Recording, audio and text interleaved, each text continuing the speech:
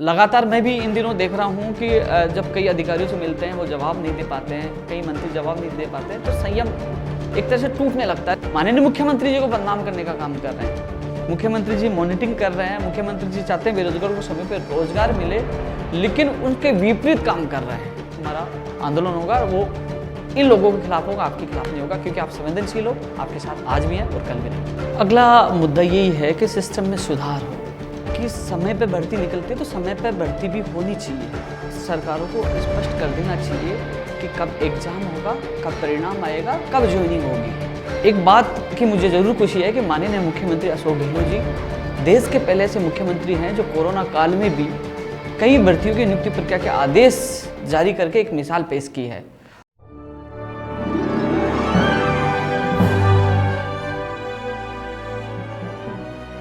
नमस्कार ट्रायंगल में आप सभी का स्वागत है। मैं हूं आपके साथ नीतू शर्मा। आज खास बातचीत में हमारे साथ हैं राजस्थान बेरोजगार एकीकृत महासंघ के संरक्षक और युवाओं की आवाज उपेन यादव जी। सबसे पहले हम आपका स्वागत करते हैं हमारे चैनल में और आज हम जानेंगे इस खास बातचीत में युवाओं से जुड़े कुछ मुद्दों के बारे में। सर जी, सबसे पहले तो हम आपसे जानना चाहेंगे कि युवाओं की आप आवाज बन चुके हैं, काफी सारे काम आपने युवाओं के लिए किए हैं, तो अगला क्या मुद्दा है आपका युवाओं को लेकर? अगला मुद्दा यही है कि सिस्टम में सुधार हो। हम चाहते हैं कि समय पे भर्ती निकलती है तो समय पे भर्ती भी होनी चाहिए, यानी कि सरकारों को स्पष्ट कर देना चाहिए कि कब एग्जाम होगा, कब परिणाम आएगा, कब ज्वाइनिंग होगी।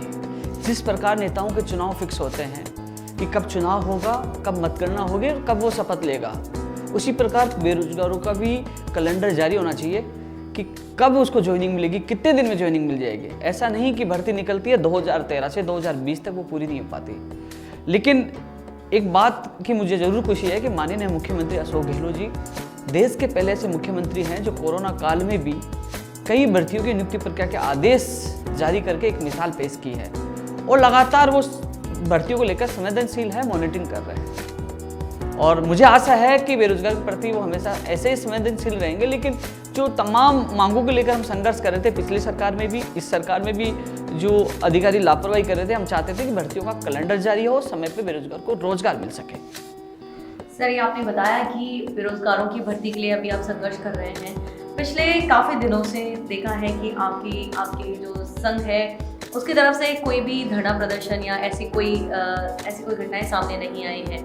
तो क्या आपको लगता है कि जो सिस्टम से जो आपकी मांग है वो अभी हाल फिलहाल पूरी हो चुकी है या अभी भी आप उसके लिए संघर्षरत हैं?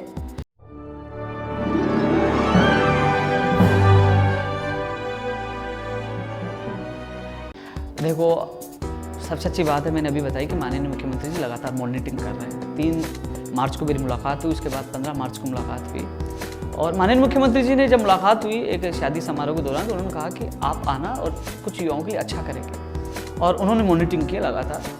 जहाँ अच्छा होगा हम धन्यवाद भी देंगे। और 12,000 से ज़्यादा एलडीसी के अभ्यर्थियों को कोरोना काल में नियुक्ति प्रक्रिया के आदेश जारी करके उनको नौकरी देने का काम किया है।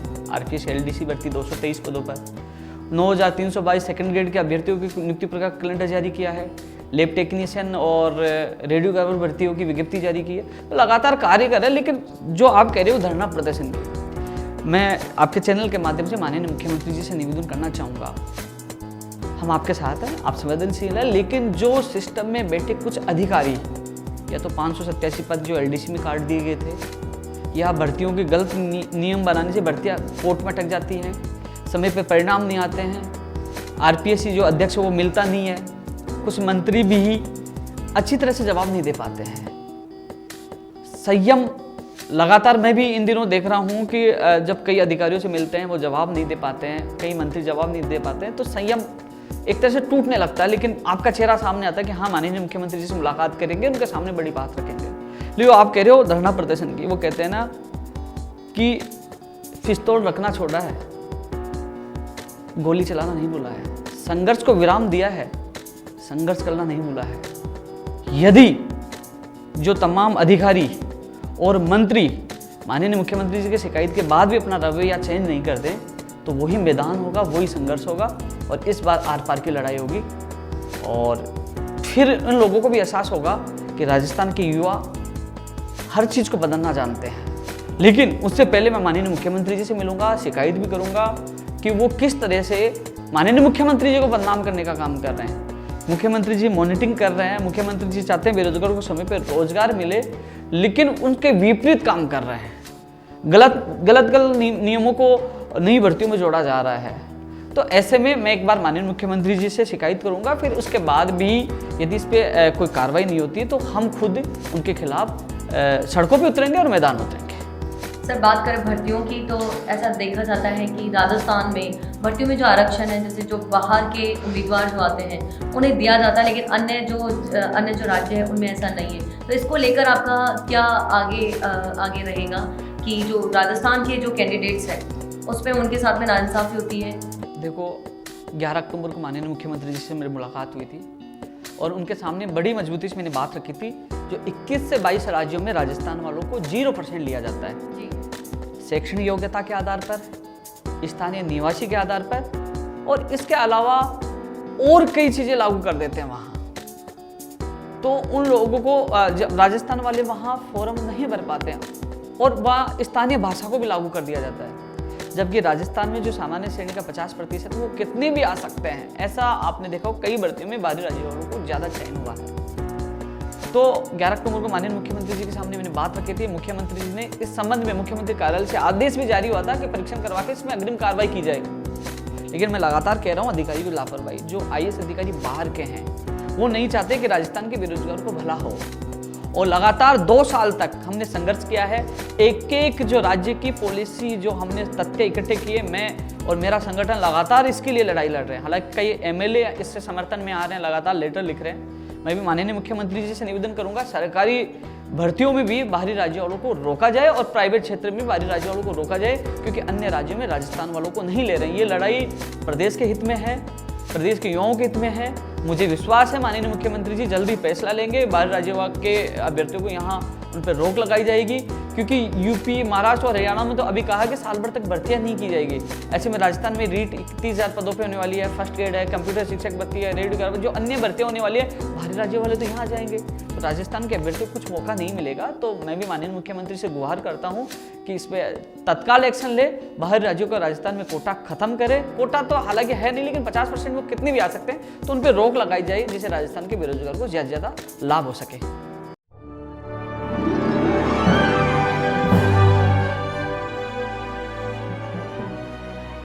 भर्तियों और परिणाम के अलावा और कौन से युवाओं से जुड़े मुद्दे हैं जिनकी तरफ आप सरकार का ध्यान आकर्षित करना चाहती हैं? देखो, सबसे बड़ी बात है, हम चाहते हैं माननीय मुख्यमंत्री जी से कि भर्तियों का कैलेंडर जारी हो। LDC भर्ती 2018 की नियुक्ति प्रक्रिया शुरू हो चुकी है, लेकिन उनका कैलेंडर करीब महीने भर पहले जारी हो गया था। राजस्थान के युवाओं की एक ही आवाज़ है, रीट 2020 का आयोजन होना है, लेकिन उसका न तो पैटर्न न परीक्षा तिथि का पता नहीं है। पहले 2 अगस्त थी, फिर 2 सितंबर किया गया। युवा यही कहते हैं कि आप फरवरी में करवा लीजिए एग्जाम, जनवरी में करवा लीजिए, दिसंबर में करवा लीजिए, लेकिन कैलेंडर तो जारी करो कि एग्जाम कब होगा, पैटर्न क्या होगा, परीक्षा तिथि क्या, जो परीक्षा तिथि के बाद परिणाम कब आएगा, ज्वाइनिंग कब होगी। तो एक कैलेंडर जारी होना तो वो बेरोजगार अपना लक्ष्य मानकर अच्छी तरह से तैयारी कर सकते हैं।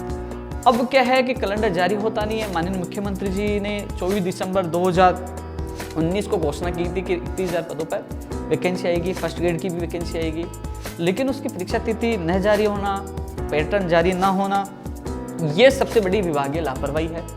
माननीय शिक्षा मंत्री जी से मैंने निवेदन किया है, शिक्षा मंत्री जी को कई सुझाव दिए कि सेकंड ग्रेड का भी कैलेंडर जारी करो, आप LDC का कैलेंडर जारी करो। उन्होंने दोनों कैलेंडर जारी किया। आज कोई भी बेरोजगार शिक्षा मंत्री जी को, किसी मंत्री को ज्ञापन नहीं देता। आज वो इंतजार कर रहे हैं कि हाँ, हमें 24 जुलाई के बाद सेकंड ग्रेड में ज्वाइनिंग मिल जाएगी, हमें इस जुलाई से हमें LDC में ज्वाइनिंग मिल जाएगी। वो जब तक उनको कैलेंडर जारी नहीं होता, बेरोजगार चिंतित होता है हमें ज्वाइनिंग कब मिलेगी। वो फोन करते हैं, ज्ञापन देते हैं, धरना प्रदर्शन करते हैं। जब कैलेंडर जारी हो जाता है तो वो किसी को परेशान नहीं करते।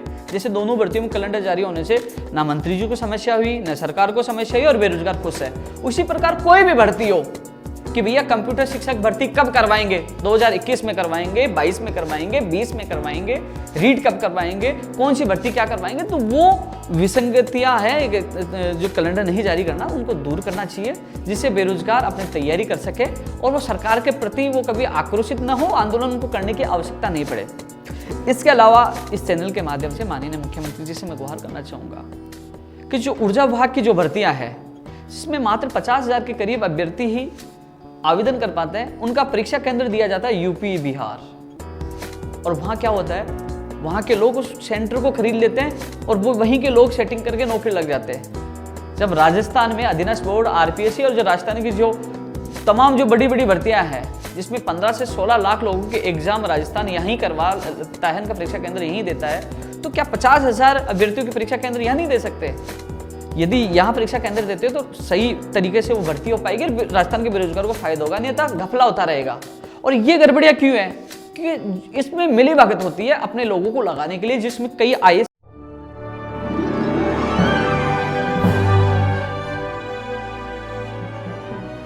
अधिकारी मिले हुए हैं, वो बाहर सेंटर देते हैं, अपने लोगों को लगाने के लिए सेंटर बिक जाते हैं। तो माननीय मुख्यमंत्री जी से मैं निवेदन करना चाहूँगा कि आप परीक्षा केंद्र राजस्थान में दें और राजस्थान के बेरोजगारों को ज़्यादा से ज़्यादा फायदा हो।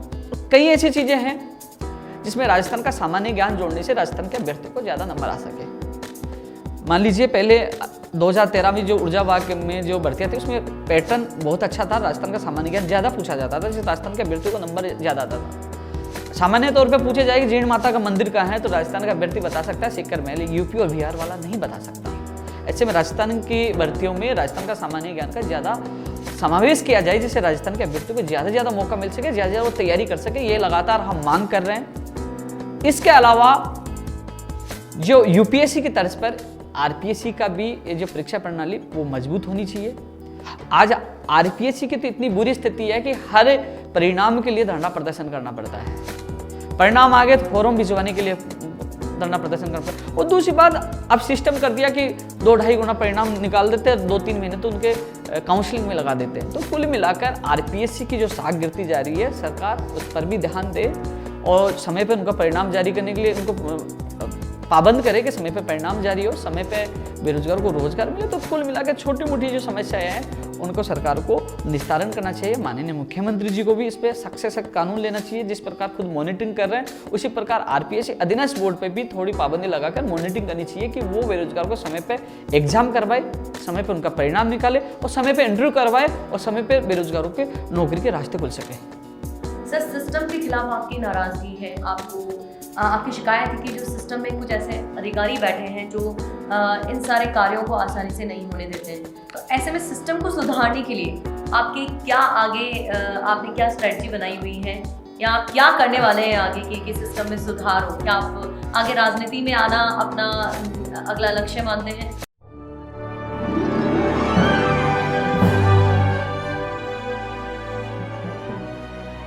देखो, ये मेरे इंटरव्यू देखने के बाद कई लोग कहेंगे कि ये तो गहलोत जी के कैंप के हैं और सीएम साहब की लगातार बढ़ाई कर रहे हैं। लेकिन उन लोगों को ये पता नहीं कि मेरा संघर्ष 2012 पिछली सरकार में कांग्रेस सरकार से शुरू हुआ था। उनको ये पता नहीं, इसी कांग्रेस सरकार में मैं अनशन पे बैठा था और इसी कांग्रेस सरकार में 25 नवंबर 2019 को मैं जेल जाके आया हूँ। मैं बढ़ाई इसलिए कर रहा हूँ कि वो मॉनिटरिंग कर रहा है। इस कोरोना काल में 12,000 एलडीसी वालों की ज्वाइनिंग प्रक्रिया उन्होंने शुरू की, कई लोगों के अभ्यर्थी को ज्वाइनिंग मिल गई और को मिलने वाली है, प्रोसेस में है सेकंड ग्रेड के आदेश की। तो मेरा फर्ज है, जो काम करेगा धन्यवाद देना मेरा फर्ज है। जहां सरकार से कम गलतियां होती हैं, जहां विसंगति होती है, मैं आवाज उठाता हूं। किसी पार्टी विशेष को चुना नहीं है। जो अच्छा काम करेगा धन्यवाद देना मेरा फर्ज है। माननीय मुख्यमंत्री ने अच्छा काम किया, धन्यवाद दिया, और आगे भी दूंगा। जहां मुझे लगता है कि ये छात्र हित में नहीं है, वहां आंदोलन भी होंगे, प्रदर्शन भी होंगे, लेकिन जबरदस्ती किसी के खिलाफ बोलना, जबरदस्ती अंगुली करना बिल्कुल गलत है। कई लोग पूछते हैं कि आप तो मुख्यमंत्री जी के खिलाफ बहुत बोलते थे, आज क्यों नहीं बोलते? इसलिए नहीं बोलता कि जब मैं शादी समारोह में मिला तो उन्होंने खुद ने, माननीय मुख्यमंत्री जी मुझे देखते कहा कि एक बार आना, अपने युवाओं के लिए अच्छा निर्णय करेंगे। खुद मॉनिटरिंग कर रहे हैं, मुझे विश्वास है कि अच्छा निर्णय करेंगे। क्योंकि आप खुद देख लीजिए, यूपी, हरियाणा, महाराष्ट्र, उनकी 1 साल तक नौकरियां रोक दी गई। हमारी कम से कम प्रोसेस तो शुरू है। माननीय मुख्यमंत्री से मुलाकात होगी तो तमाम, मुझे ये भी पता है कि 2013 के एनएम जीएनएम जो है भर्ती है, 67-1900 पद हैं एनएम के और 4514 पद है जीएनएम के। पंचायत राज एलडीसी भर्ती 2013 10,029 पदों पर, 587 जो एलडीसी 2018 में कम किए पद हैं। इसके अलावा आयुर्वेद नर्सिंग भर्ती है, रीढ़ शिक्षक भर्ती 2018 की एको सूची है, 16 है। तो उन तमाम जो इशू है माननीय मुख्यमंत्री जी को निर्णय लेने हैं, उनसे मुलाकात भी करनी है, उनके सामने मजबूती से बात रखेंगे कि हम वही व्यक्ति है जो कांग्रेस को समर्थन भी दिया था, साथ भी थे, आज भी साथ हैं। क्योंकि जो आप लोगों को कुछ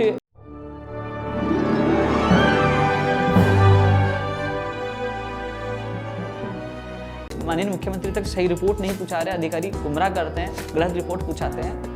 तो मुझे विश्वास है कि जब माननीय मुख्यमंत्री से मुलाकात होगी तो ये जो मैंने कुछ भर्तियां बताई, इसके अलावा और भी मुद्दे जो तमाम है बेरोजगारों के, माननीय मुख्यमंत्री इस पर एक्शन लेंगे, उनको राहत प्रदान करेंगे। आपने एक सवाल किया राजनीति का, तो उसका जवाब यही है कि हमने पहले भारतीय जनता पार्टी को साथ दिया, उसके बाद सत्ता में आने के बाद लगातार भर्तियां अटकती रही, लाठीचार्ज, जेल जाना, हंगामा, प्रदर्शन, अनशन होता रहा। हमें लगा कि ये सरकार युवाओं के भविष्य के लिए, रोजगार के लिए सही नहीं उतर पाई अपने वादे से। उसके बाद माननीय मुख्यमंत्री जी कांग्रेस को हमने समर्थन दिया, लेकिन उसके बावजूद भी आज भी मुझे लगता है कि वास्तव में सिस्टम में सुधार नहीं हो पाया। माननीय मुख्यमंत्री चाहते हैं, लेकिन जो अधिकारी बैठे हैं वो नहीं चाहते सिस्टम में सुधार हो, तो उसके लिए लड़ाई हमारी जारी है अंतिम दम तक, यानी कि साहस है जब तक लड़ाई लड़ेंगे। और राजनीति की हमें लगता है कि कांग्रेस भी सिस्टम को नहीं सुधार पाई, समय पे रोजगार नहीं दे पाई, तमाम विसंगतियां दूर नहीं कर पाई, बाहरी राज्य का कोटा कम नहीं कर पाई और बेरोजगार को संतुष्ट नहीं कर पाई, तो कहीं ना कहीं युवाओं को खुद को मैदान में उतरना होगा। शायद 2023 में युवा हर विधानसभा में अपने आप को ये नहीं कहेंगे कि हाँ मैं उम्मीदवार हूँ, क्योंकि